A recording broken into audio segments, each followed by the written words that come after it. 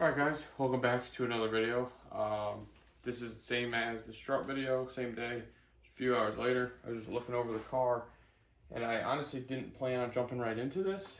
As soon as this, I think I was going to put it off, but I found some moisture in the floors, probably from the car sitting outside. It's also was a very humid day yesterday, but I'd rather pull it all out now, get the floor sealed up nice, painted, taken care of, and get everything taken care of. I'm not really sure how this video is going to go, whether it's going to be all in one video or a multiple part video, because we do have the kill mat we're going to install, and I may need to get more. I'm not sure. I'll see when I get there, kind of thing. We're going to rip out the old carpet. We're going to paint, clean all the old stuff out of it, clean up the floors nice, paint the floors with like a nice enamel. And then we'll install a new carpet, and then either I'm just going to throw the interior back in as it is, or do the SEM trim paint, which is like $20 a can, but that's very high quality stuff. I've used it plenty in the past, and use that to paint it black. At least the center console, and then maybe in the future I'll pull out the dash. Anyways, as you can see, I got the driver's seat removed, 15mm bolts. And then we're gonna get the passenger seat out. I'm getting out most of the steering or the center console right now. And then all you need to do really is just get the rear of the back seat. All right, guys. Here's the carpet I pulled out. All this is Irish Spring to keep the mice from it. But you can see this carpet's got rust, like stains from all the seats, and it's just seen a lot better days. And then here's the car with the carpet out. I don't know what the hell this is. Sand. Yeah, car's pretty clean.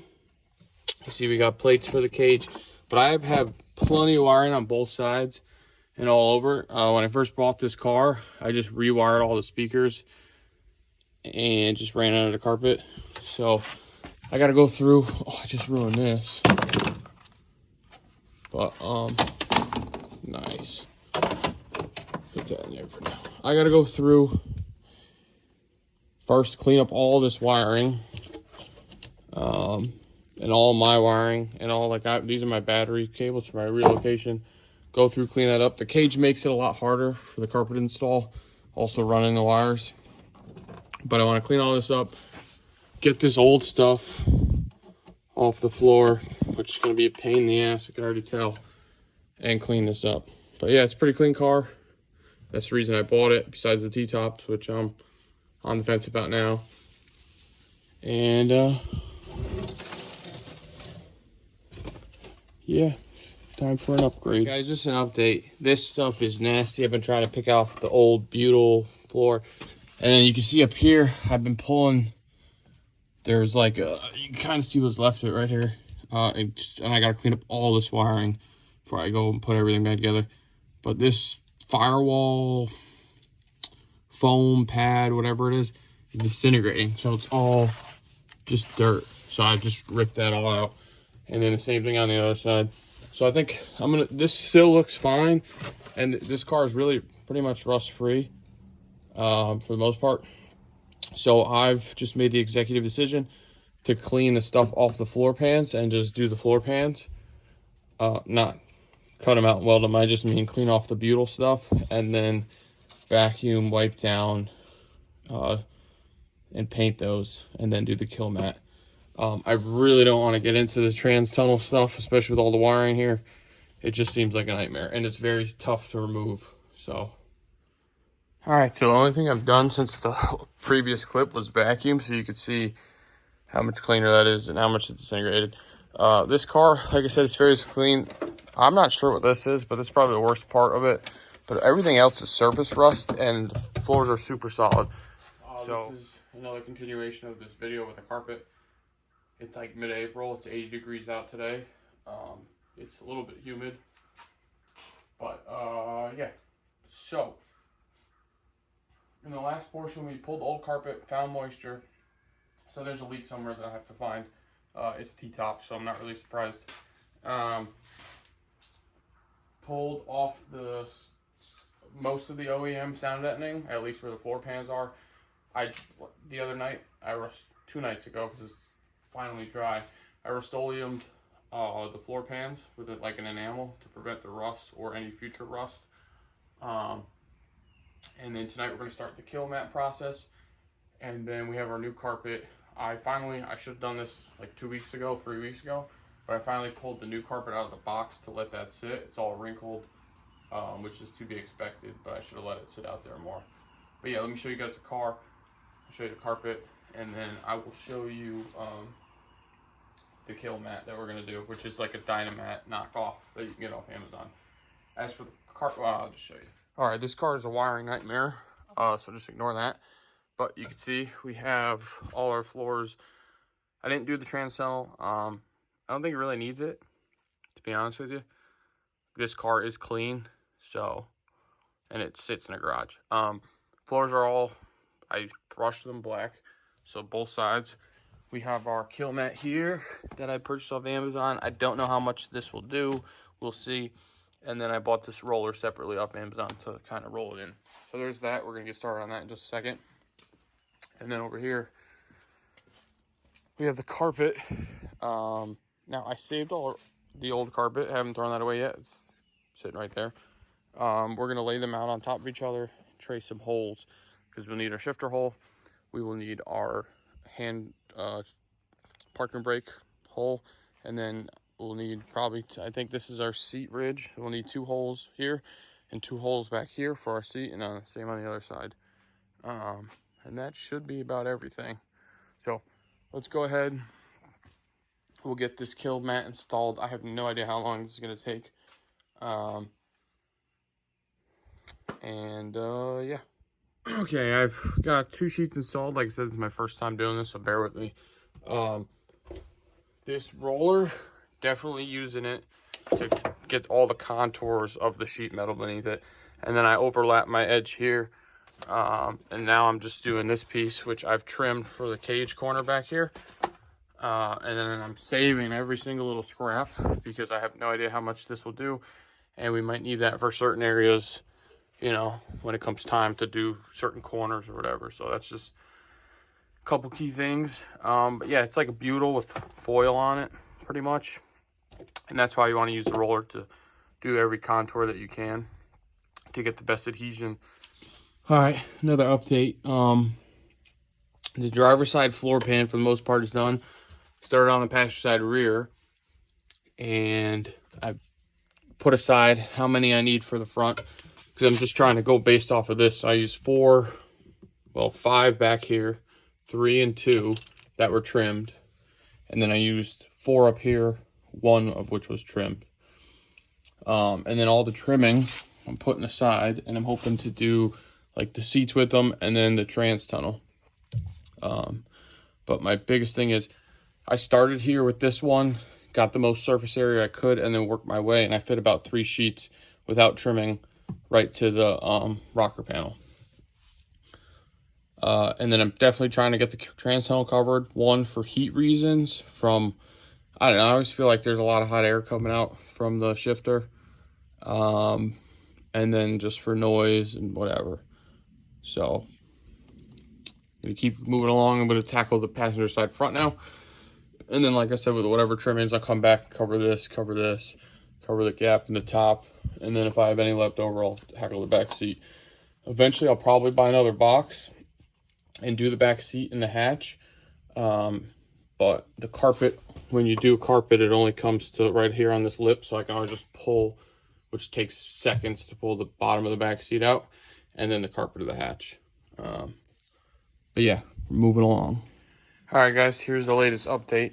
I have 1 sheet left, and then I have 1 sheet saved over there. I'll show you that in a second. But I pretty much got the majority of the trans tunnel. I just cut around where the seatbelt bolts go. Except on this side, I made the mistake, so I'm just going to put a punch through the underside. The passenger side, I did that correct, and I just threw the leftover scraps pretty much on the back here. But I pretty much covered as much as I could, and I'll show you the other side real quick.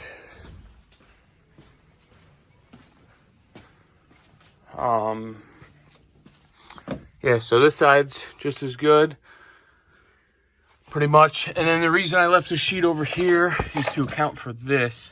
Now I have this circuit breaker. This all goes back to my cutoff switch, and I put that in a poor place at the time. And passengers sometimes step on it and hit it, and then the alternator stops charging the system. So I just need to relocate that. So that's why I just figured I'd wait on that. I'll save that project for tomorrow or another day. But I pretty much got the majority of the floor, which is the goal here. So I'm happy with that. And yeah, so now I'm gonna call it quits for tonight on this, but the next part of this video will be getting this carpet fitted up and in there for good. And I'll show you a couple little tricks with that. Guys, it's a beautiful day out, so we're finishing up the kill mat. Previously I had a switch here, like a reusable fuse link, I guess you could call it. And I was always afraid of a passenger stepping on it and pushing it by accident, which it connects my alternator to my battery, so it would stop charging the battery. But I wanted to finish the floor and do the kill mat, so this is literally the last piece that we're gonna do. So I finally moved it. I tucked it up in here, where the ECU used to go, since we're no longer using that. And now we're going to get that last piece in, and the floor is pretty much done to my standards. Better than it was. It's now coated, painted, and then we're slowly getting this interior back together. So that being said, as you can see, I got these junk door panels. Eventually we'll replace those. The dash is still the gray. I did an 86, 85 steering wheel swap at one point. But I've took all of this stuff out, and I'll show you that right now. All the center console. So there's a new carpet. We're probably going to tackle this in the next clip, getting it all set up and the holes cut. And then this is the kick panels, center console pieces that I've switched to black. So when doing that, this stuff's like $20 a can, but it's the best stuff to use, the SEM paint.